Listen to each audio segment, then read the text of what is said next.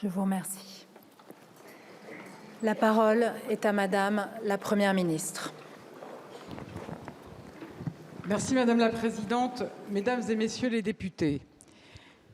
Comme je l'ai fait au Sénat la semaine dernière, je veux à mon tour adresser mes condoléances et dire ma peine aux parents, aux proches, à tous les habitants de Crépol après la mort de Thomas.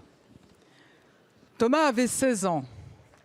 Il incarnait des valeurs de générosité et de courage si propres à son sport, le rugby. Il avait une vie remplie d'espoir et de promesses devant lui. J'ai également une pensée pour les personnes blessées, dont certaines grièvement. Je remercie enfin la maire de Crépol, Madame Martine Lagut, dont l'engagement est remarquable. Hier, le porte-parole du gouvernement, Olivier Véran, s'est rendu sur place. Il a pu échanger avec la famille, avec les habitants, avec les élus. La mort de Thomas est un drame qui a touché et ému la France. C'est une démonstration de violence extrêmement choquante.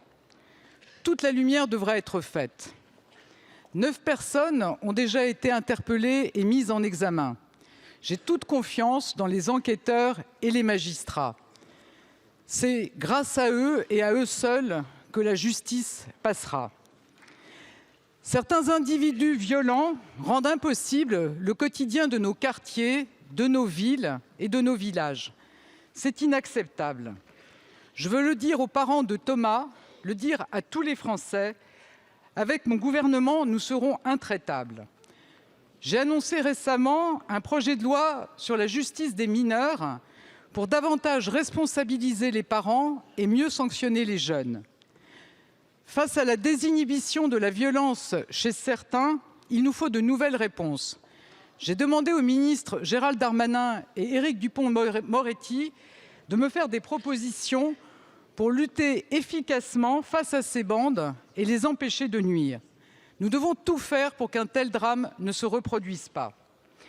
Mesdames et Messieurs les députés, dans un tel moment, nous avons un devoir d'unité, un devoir de dignité, sans pour autant minimiser les faits, un devoir de décence, en respectant le deuil de la famille et des proches, sans récupération politique, sans attiser les haines.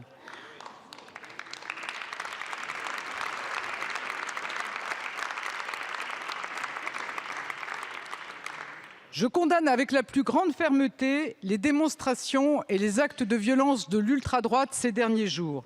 La justice ne vient jamais de la violence, nous ne laisserons rien passer.